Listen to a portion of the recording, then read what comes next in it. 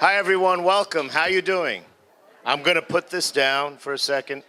You know, Jim mentioned one word, and that's partnership. And that's the word that stuck with me throughout his comments. And if you look around the room, this is what a partnership is.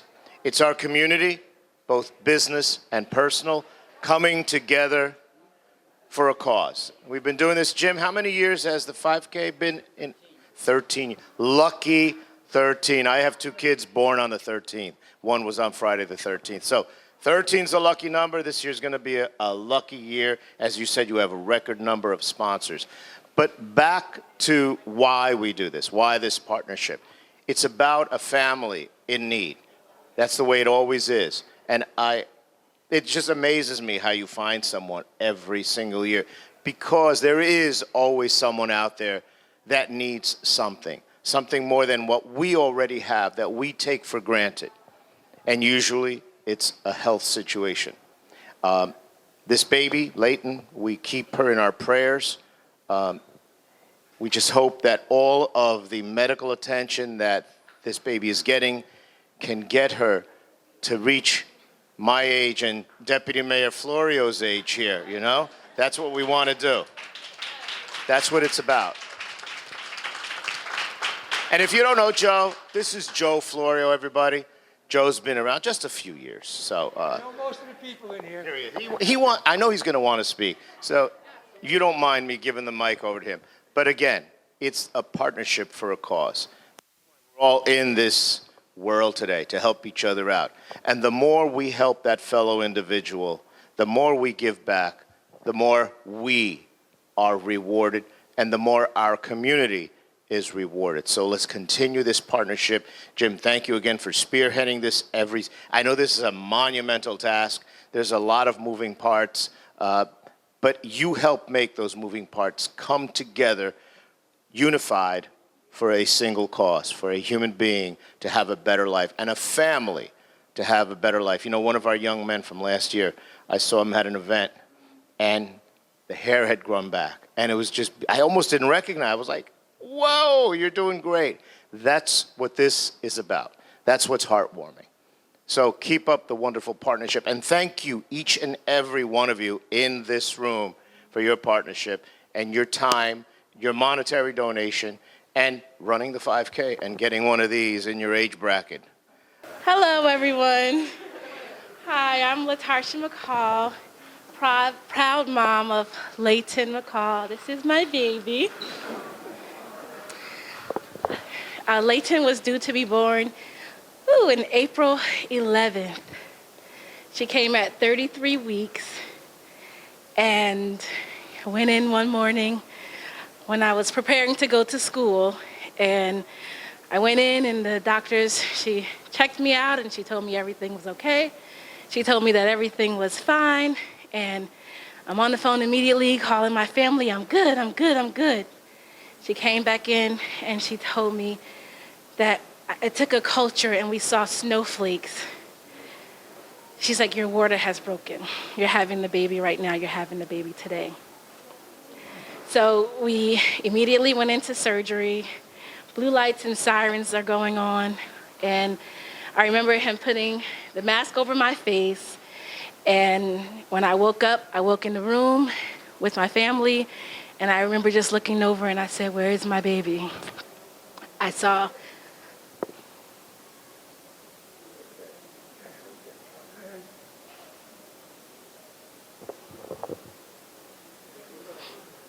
another mom, same image that you see when you watch movies.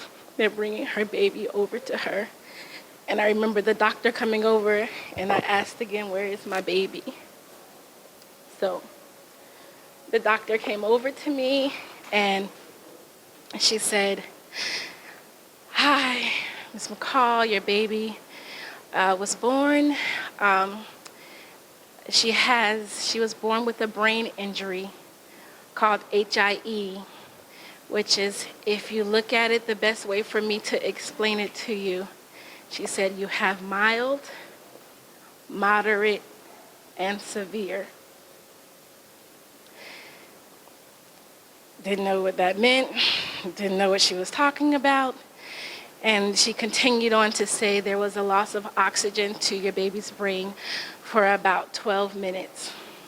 She said, we don't know if she will be able to walk, if she'll be able to talk.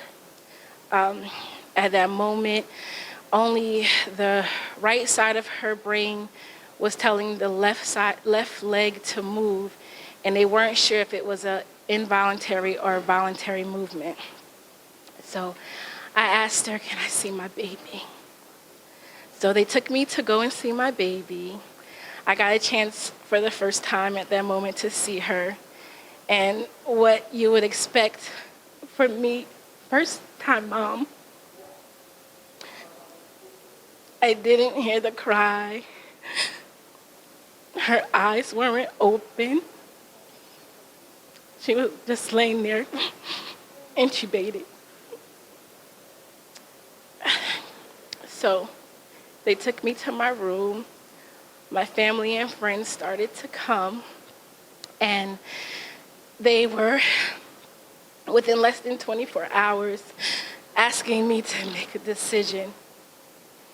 For me, I'm a teacher for over 20 years, and I've been in situations where I've dealt with multiple children, different types of children, children with autism, cerebral palsy, children that were nonverbal, children that use wheelchairs to get around. So this question to me was far-fetched, because I've also taught my elementary students that doctors and nurses were there to help people. So to get this question within less than 24 hours of my first child's birth was not acceptable for me. So after talking to my friends, and I could see the looks in my family eyes and in my friends' eyes that my baby wasn't gonna make it. Unbeknownst to me, I actually asked my friend about 3 weeks ago, because I didn't really know to the extent of why everyone kept looking at me and asking me, what did I want to do? But she told me, I was like, well, what did the doctor say? And she told me that the doctor said that my baby wouldn't make it past the day. They told me that if she made it past, they told her, that if she made it past the day, that she wouldn't make it past the week. So I finally had to have a discussion after multiple people were coming to me, different doctors, different social workers, different nuns were coming to me and walking around me on eggshells, because everyone wanted to know, well, what do you want to do? What do you want to do? When I sat in a room full of people in my family, probably was about 15 people there, and I told them, I need you guys to help my baby. That's what I tell my students, that's what your job is to do. I need you guys to help my baby. I have completely put my faith in God in this whole situation. I believe that God is going to do a lot of things. And even though I know what the doctors are telling me, they told me that she wouldn't make it past day 1. She's over 6 months old. They told me that only her right side was telling her left side to move. My baby's moving. She's turning her head. I walked out of the hospital this morning, she's at CHOP Hospital still currently. And the lady told me this morning as I was walking out that she has vision acuity. So she wanted to let me know that she had told the doctors to call me, because I know you have questions. When I left this morning, she was looking in my direction because I was talking to her, because when I speak, she responds to my voice. So she definitely looks over and knows my presence.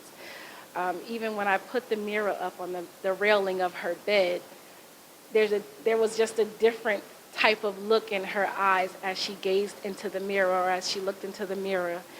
And I don't know what God has in store for me. I don't know what she will be able to do and what she won't be able to do.